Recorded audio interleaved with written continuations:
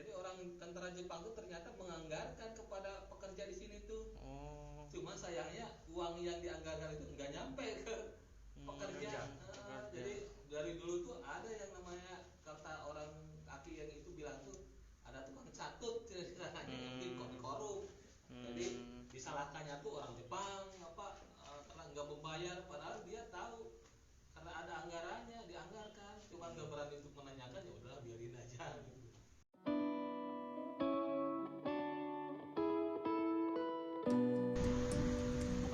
Assalamualaikum warahmatullahi wabarakatuh. Pagi Tribun News dari Majalengka, Jawa Barat. Saat ini saya akan melaporkan atau ingin menelusuri bangunan bersejarah yang ada di Majalengka, Jawa Barat. Kali ini saya berada di Majalengka kota atau di pusat kota, namun di pusat kota ini terdapat bangunan bersejarah di masa penjajahan Jepang ya. Di depan saya ini ada 4 bangunan atau 4 lubang yang mana sering disebut goa di masa penjajahan Jepang ya. Saat itu menurut keterangan yang saya himpun bahwa dulunya 4 bangunan ini atau 4 goa ini merupakan tempat pengawasan, tempat persembunyian para tentara Jepang ya. Ya, saat ini saya ditemani dengan Ketua Grumala Majalengka. Grumala sendiri panjangan dari grup Majalengka Bahala. Saya coba masuk ke gua ini ya. Ini ada 4 nih, 1, 2, 3, 4. Saya akan coba masuk. Keberadaan goa biasanya identik ada di tepian tebing atau di dalam hutan yang sulit dijangkau oleh masyarakat. Namun, berbeda dengan goa Jepang yang ada di Kabupaten Majalengka, goa yang dikenal masyarakat sekitar dengan sebutan goa Jepang atau bunker ini berada di pinggir pusat kota Majalengka. Tepatnya di bawah jembatan saluran irigasi Cibuduk di Kelurahan Tonjong, Kecamatan Cigasong, Kabupaten Majalengka. Goa ini dibangun oleh pemerintah Belanda untuk memata-matai warga Majalengka. Namun, tentara Jepang menaikkan fungsinya kala mereka berkuasa di daerah berjuluk Kota Angin itu. Ini sebabnya kemudian lebih akrab disebut sebagai Goa Jepang daripada Goa Belanda. Kala itu pemberontakan dan pergerakan politik masyarakat Majalengka tengah ngetren. Tak heran bila kemudian pemerintah Belanda memperketat pengawasan terhadap pergerakan politik pribumi. Akhirnya Belanda mendirikan tangsi militer itu pada 1923. Bersamaan dengan itu, dibangun pula bunker tersebut yang bertujuan mengawasi aktivitas masyarakat Majalengka. Bunker itu sendiri terdiri atas 2 buah, yang masing-masing dilengkapi 2 pintu. Ukuran bunker sekitar 4 x 4 meter, tinggi 2 meter dengan sekat pemisah pada kedua pintunya. Bunker itu tak kehilangan manfaatnya pun ketika tentara Jepang menduduki Indonesia.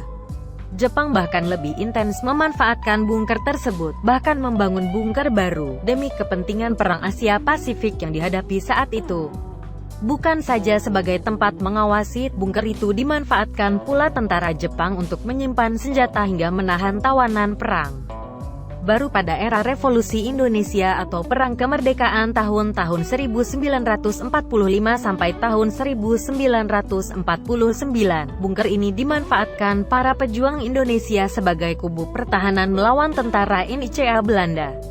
Pasukan Belanda pun sempat menyerang bunker tersebut setelah mengetahui pemanfaatannya sebagai pertahanan pejuang nasional. Momen itu sendiri menjadi salah satu bukti perjuangan masyarakat Majalengka merebut kemerdekaan. Setelah kemerdekaan, bunker Goa Jepang sempat direnovasi dan ditambahi material batu untuk memperkuat fondasinya. Banyak tangan-tangan tak bertanggung jawab melakukan aksi vandalisme di bagian dalam goa.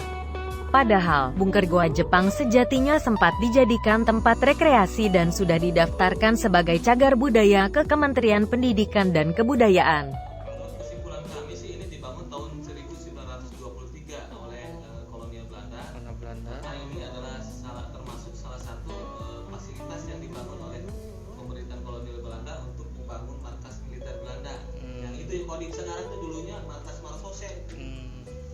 Jadi dibangun tahun 1923, markas Marosose dibangun, yang kemudian ada fasilitas lain, misalnya bunker ini, kemudian ada water torrent, kemudian barak-barak, kemudian apa lagi, gudang mesiu, kemudian ada lagi ini shelter. Malah shelter itu bentuknya kayak ini tapi lebih menyeramkan, maksudnya menyeramkan begini kan, ini mah datarnya, malah lebih tinggi dia. Kalau yang di sana mah seperti ruang tahanan isolasi, jadi kita masuk ke bawah. Jadi kalau misalnya ada orang di situ ya masuk situ, kalau musim hujan menyeramkan segini. Jadi seperti sel isolasi, lebih menyeramkan. Terus tempatnya lebih sempit lagi. Ini kan luas ya. Ini kan luas sekitar 4 meter, ke sana 7 meter atau 8 meter lah. Nah di sana mah sempit. Ini cuma 1 meter lorong-lorong aja. Lebih sempit lagi. Nah kemudian zaman Jepang digunakan sepenuhnya oleh Jepang, dan mungkin ada tambahan depan atau apa.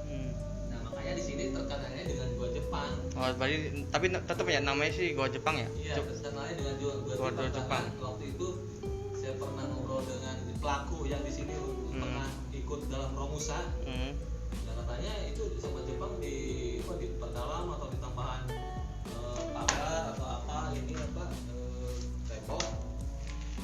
Yang itu katanya ada hal unik gitu. Unik itu maksudnya gimana?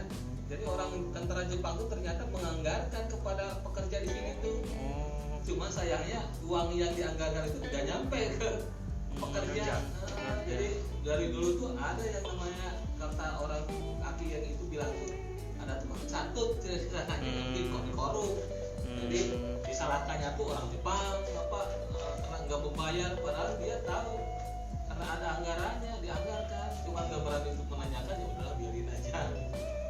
Jadi tidak semua satu pekerjaan atau satu tempat ada sisi promosi dan tidak dibayar, tapi ada satu tempat lagi yang emang dianggarkan dan dibayar, cuma karena mungkin nggak nyampe ke para pekerja, akhirnya disamakan saja promosi. Jangan lupa like, subscribe, dan share ya.